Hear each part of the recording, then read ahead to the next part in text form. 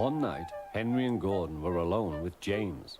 Although the Fat Controller was beginning to think well of him, whenever a chance came, the other engines would talk of nothing but bootlaces. "Remember the time one had to be used to get you out of trouble, James?" they would tease.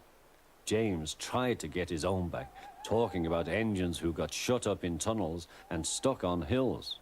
But they wouldn't listen. "You talk too much, little James," said Gordon. "A fine, strong engine like me has something to talk about. I'm the only engine who can pull the express.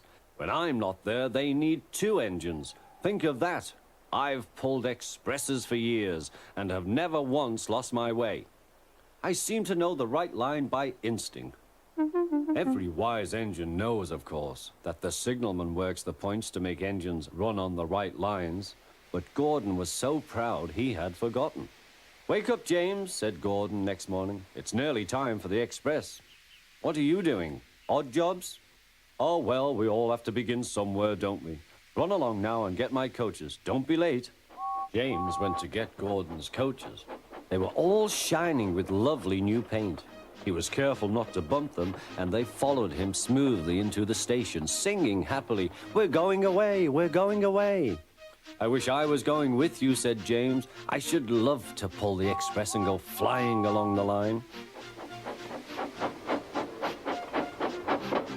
Gordon, with much noise and blowing of steam, got ready to back onto the train.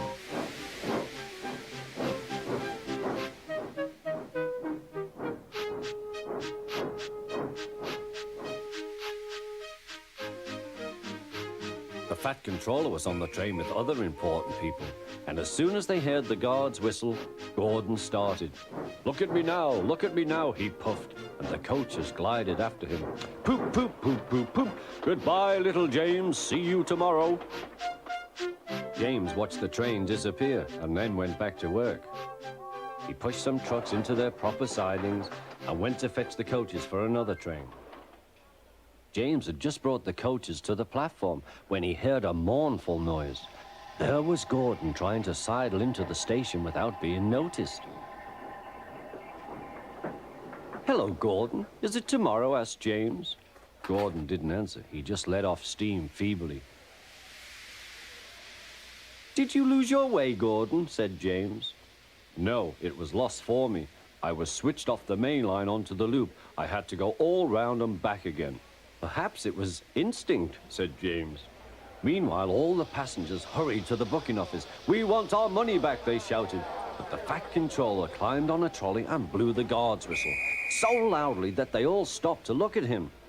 Then he promised them a new train at once.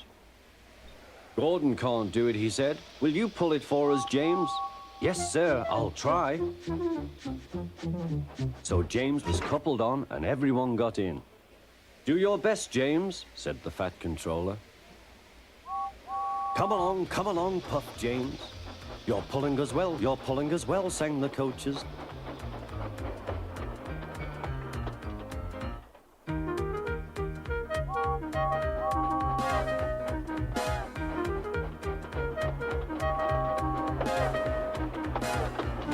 Bridges and stations flashed by, the passengers cheered, and they soon reached the station. Everyone said thank you to James, and the Fat Controller was very impressed. "Well done," he said. "Would you like to pull the express sometimes?" "Yes, please," answered James. Next day, when James came by, Gordon was pushing trucks. "I like some quiet work for a change," he said. "I'm teaching these trucks manners. You did well with those coaches, I hear." "Good, we'll show them." And he gave his trucks a bump. James and Gordon are now good friends. James sometimes takes the express to give Gordon a rest. Gordon never talks about bootlaces, and they are both quite agreed on the subject of trucks.